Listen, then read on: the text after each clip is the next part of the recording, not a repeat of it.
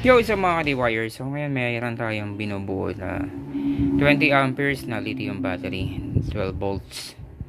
So ito yung EV or EV na brand.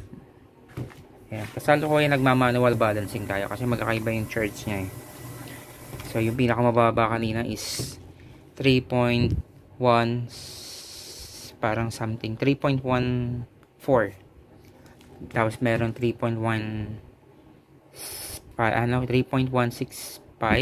and yung pinakamataas 3.168. Kaya ayan, nagma-manual balance tayo.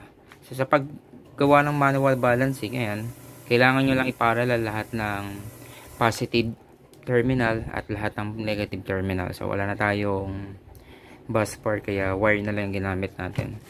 So check natin yung voltahe muna ngayon. Kanina pa ito naka manual balancing eh. So kanina nung bagong parallel ko siya,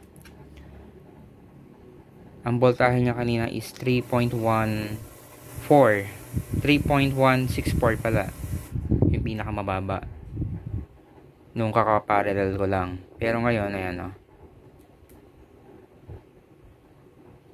3.16 na. So kalasin natin lahat, tapos check natin kung nag manual balance na siya lahat. So ayan, nakakalas na yung kabilang side ng terminal, yung negative. So dito nakaparallel pa.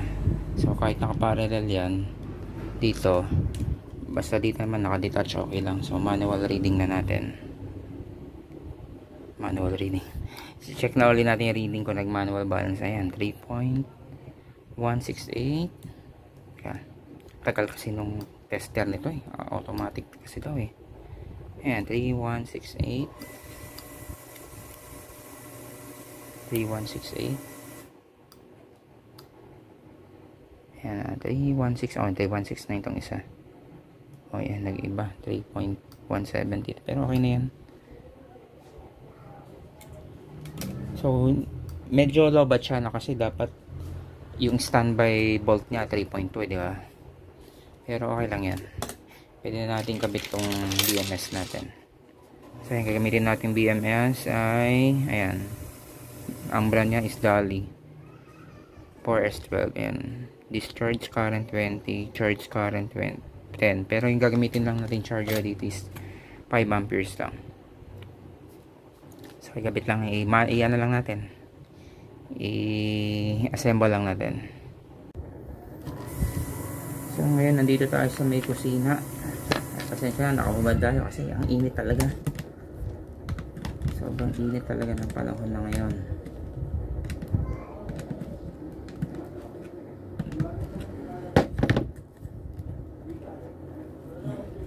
Ito meron ng ice cream.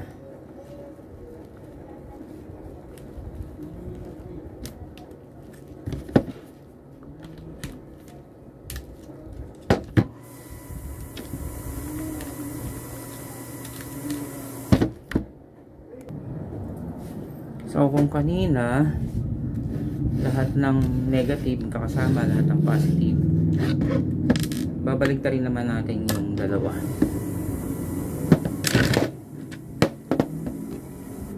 Ayan. So kailangan may mabaliktad para kapag series naman ang gagawin natin para makakuha tayo ng 12 volts. Ayan, okay. Lagyan natin to. Ayan. Ayan na. Kakabaliktad diba? Positive, negative. Positive, negative. So, ang unang gagawin para series, syempre, positive to negative. Kailangan na pala natin ilagay ito BMS din. So para hindi kayo malito ito sa paglalagay ng BMS niya, ayan, 5 lang naman yung wire niyan. Ayan, itong sa itim na kayo mag-una o mag-umpisa sa terminal to, diba naka series na yan lahat. Sa terminal to ng negative, tapos sunod na yon sa susunod na cell itong isa, sa isang pinagdugtungan ng ano. Teka, para mas malinaw, teka, kakalasin muna natin tong baterya. So ayan mga ka-wires, para mas madali siyang unawain. So naka-series na yan, no?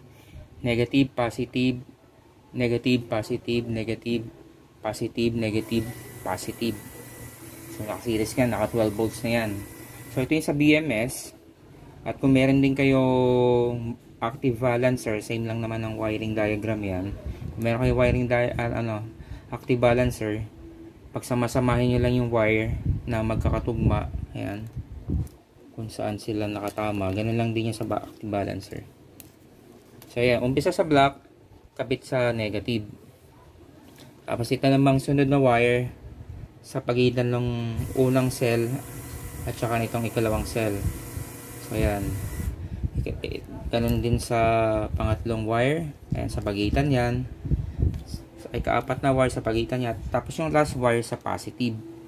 Tapos ito naman, itong blue, pwede din sa negative.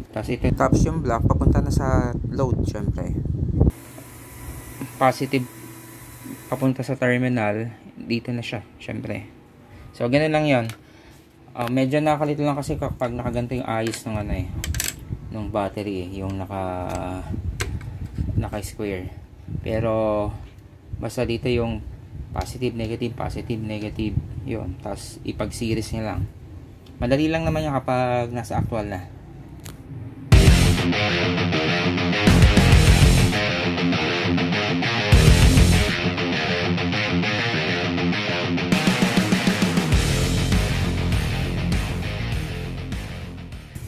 So ayan mga ka-wires, na-assemble na natin. So ayan, yung pagka-series niya, ayan o. Ito yung positive, tapos ito yung negative papunta sa, ayan, naglagay rin tayo ng breaker. Mas maganda breaker kaysa sa piece na ilagay nyo. Ayan, pwede nyo pang gawin switch. Ayan. So temporary lang tong setup niyan, yung mga tali-tali niyan na zip type. Kasi gagawa natin siya ng gagawin natin siya na enclosure. So hanap tayo ng acrylic clear para maganda tingnan ng konti. Lalagyan natin ng ilaw din. Yung paggagapangin natin ilaw din sa acrylic. Kaya pang samantagal muna, ganyan muna. Kaya yan, hindi ko kinat yung wire. Ayan, mga loose yung wire.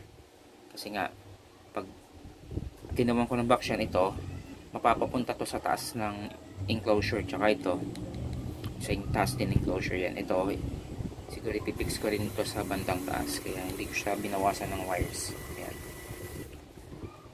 Pero pang samantagal, kakabit na natin ito sa tricycle na ganito muna habang wala pang nakukuhang acrylic. So mas maganda talaga breaker nang gamitin nyo kaysa sa mga fuse. Yung fuse kapag napunde, kailangan yung pampalitan yung fuse. Ito magti-trip lang yan. Yan, halimbawa nagkameron ng short circuit, magti-trip lang yan. Yan, pwede na pang gawin parang switch, diba? Nagsisilbing switch din siya. Ayan, ang ganda ng karga niya, 13.5 yung standby niya. So yung mga ka-wires, salamat sa patutok at sa mga bagong viewers, please subscribe and pakiclick na rin yung bell button para maging updated kayo. Soon gagawa tayo meron akong binili ng battery na 168 na S168, yung 60 amperes. Yan naman ilagay natin sa binabalak nating Bluetooth speaker power station.